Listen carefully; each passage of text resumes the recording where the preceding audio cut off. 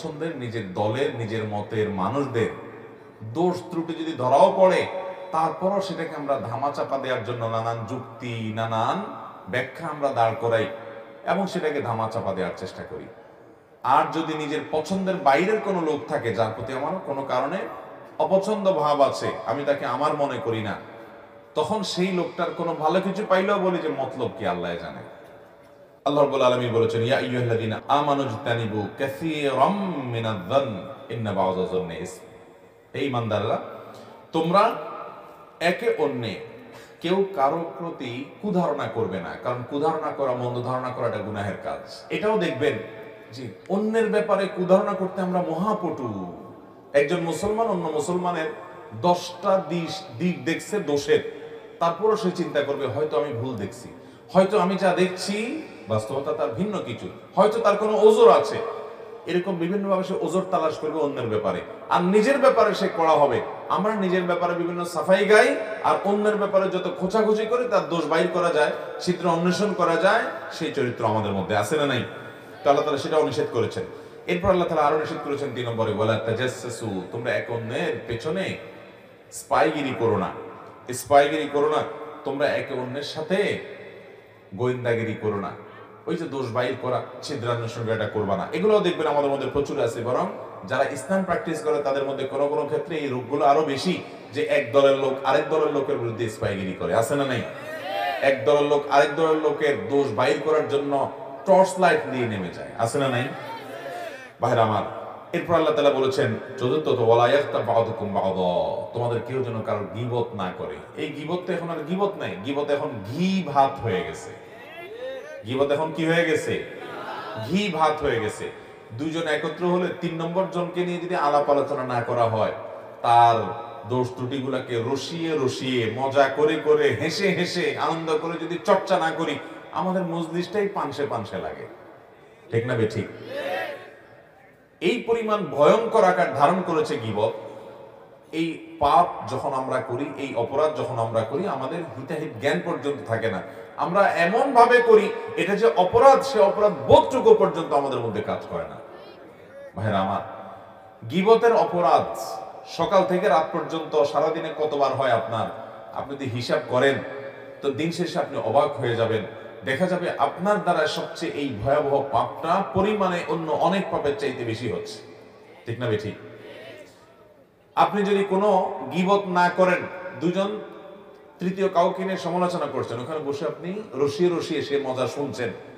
ওয়াজ মাহফিলের মধ্যে বসে আজকাল অনেক গীবত হয় কি হয় না? ব্যক্তির ব্যক্তিগত বিষয়গুলো নিয়ে চর্চা করা, খোঁচাখুচি করা, দ্বীনদার ভাইদের ভিতরে ইসলাম প্র্যাকটিস করে সেই ভাইদের মধ্যে রোগগুলো ব্যাপক আকার ধারণ করেছে।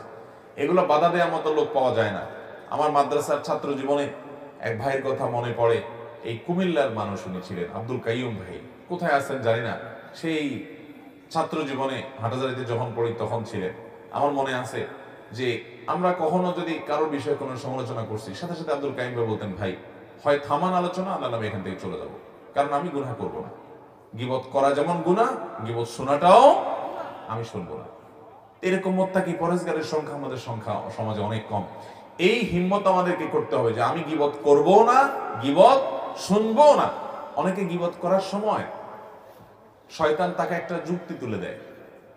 দেখবেন আপনি যদি বলেন যে ভাই এটা তো গীবত হয়ে যাচ্ছে, থাক আমরা এটা না করি, এটা যদি বলেন তো সাথে সাথে দেখবেন শয়তান ওই লোকটার কাছে একটা লজিক ধরায় দেয়, একটা যুক্তি ধরায় দেয়। কি?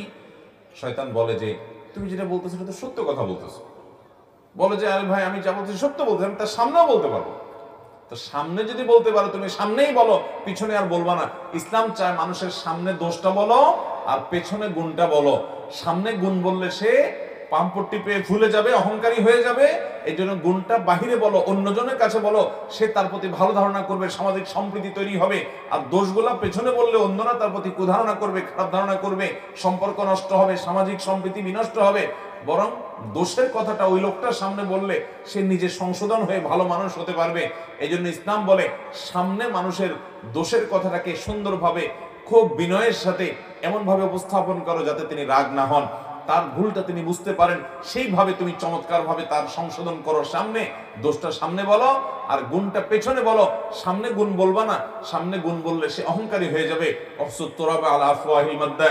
মুখের সামনে যে প্রশংসা করে, নবী সাল্লাল্লাহু আলাইহি ওয়াসাল্লাম বলেছেন তার মুখের উপরে মাটি মারো, কারণ সে তোমাকে অহংকারী করে দিচ্ছে। প্রশংসা করলে সে পেছনে করবে, আর দোষটা সুন্দর করে বিনয়ের সাথে সামনে বলবে। আর আমাদের নেচার হয়ে গেছে, অভ্যাস হয়ে গেছে, প্রবণতা হয়ে গেছে উল্টা।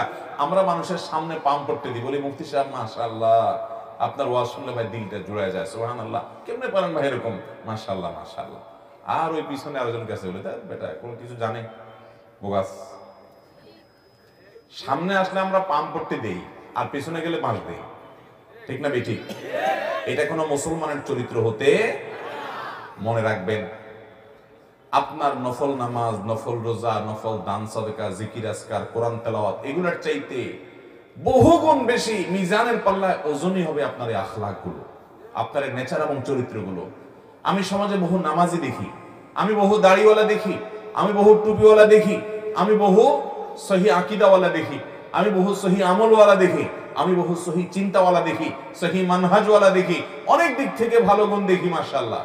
কিন্তু দেখি যে এই চরিত্রের দিক থেকে মার্কিং যখন শুরু করা হবে, তখন আমাদের অবস্থা বড় ভয়াবহ। আমি সহ আল্লাহ রাব্বুল আলামিন আমাদের সবাইকে সংশোধিত হওয়ার তৌফিক দান করুন।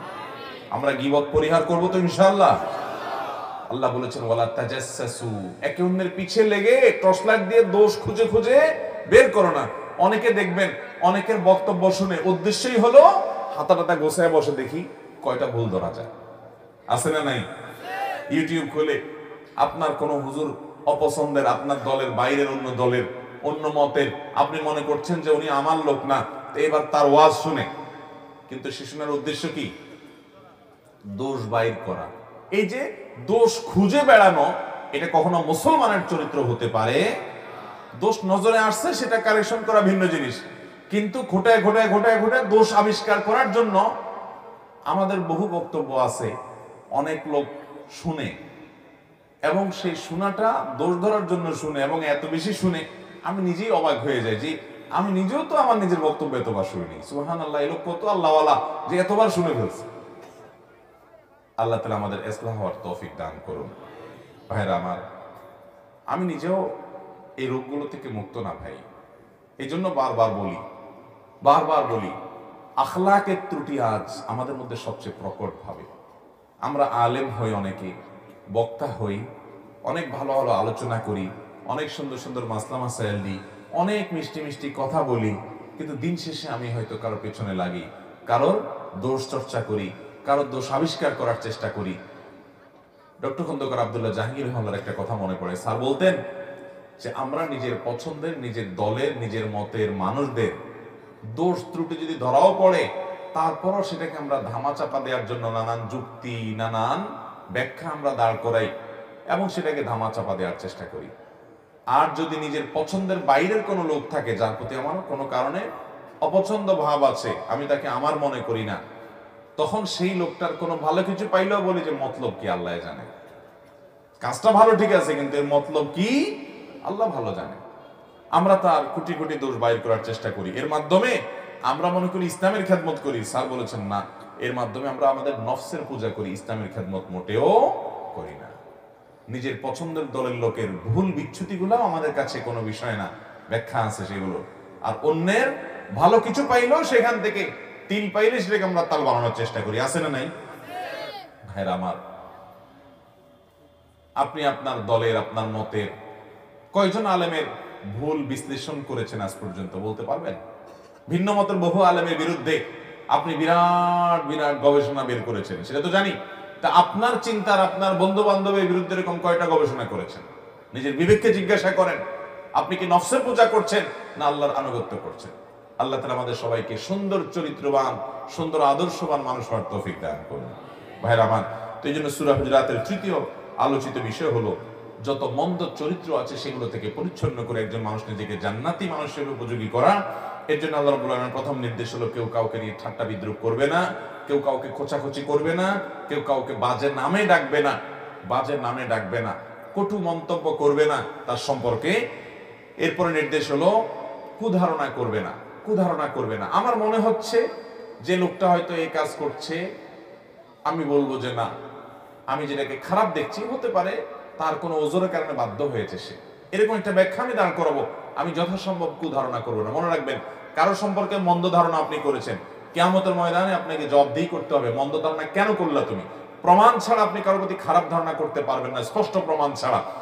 আর যদি ভালো ধারণা করেন, স্পষ্ট প্রমাণ নাও থাকে, আল্লাহর কাছে আপনি সওয়াব পাবেন ইনশাআল্লাহ। ওই যে একটা ঘটনা শুনছেন না, যে এক পুকুরে দুই প্রান্তে দুইজন, রাত 3টা বাজে, দুই পাশে দুইটা পুকুরের ঘাট আছে, দুজন হাত পা ধরছে। এর মধ্যে একজন মাত্র কারোর ঘরে শীত কেটে চুরি করে আসছে। আগের যুগে শীত কেটে চুরি হইতো না, ওই যে মাটির ঘর, নিচে গর্ত করে ঢুকে তারপরে ঘর থেকে চুরিদারি করতো। এই শীত কেটে চুরি করতে গিয়ে মাটিটারি গায়ে লাগছে, এই জন্য সে পুকুরের ঘাটে এসে ওগুলো ধুইতেছে। তো সে ধুইতে আসে চিন্তা করতেছে, পুকুরের আরেক পাশে দেখি আরেকজনও এরকম হাত পা ধুচ্ছে দেখা যাচ্ছে, তাহলে এই এলাকাতে চোর মনে হয় আমি একলা না আরেকটা আছে। আমি তো মনে হচ্ছে আমি একলাই খাই, দেখা যাচ্ছে আরেকটা আছে আমার জাতি ভাই। অপর প্রান্তে যিনি হাত পা ধুচ্ছিলেন, ওই আল্লাহর বান্দা উঠছে তাহাজ্জুদের জন্য ওযু করতে। তখন সে তাহাজ্জুদের ওযু করতে করতে চিন্তা করতেছে, সুবহানাল্লাহ, আমি তো মনে করছি আমি একলাই তাহাজ্জুদ পড়ি, মাশাআল্লাহ আরেক ভাই তাহাজ্জুদের জন্য উঠছে, সুবহানাল্লাহ। এটারে বলে যার ভিতরে যা ফাল দিয়ে ওঠে তা।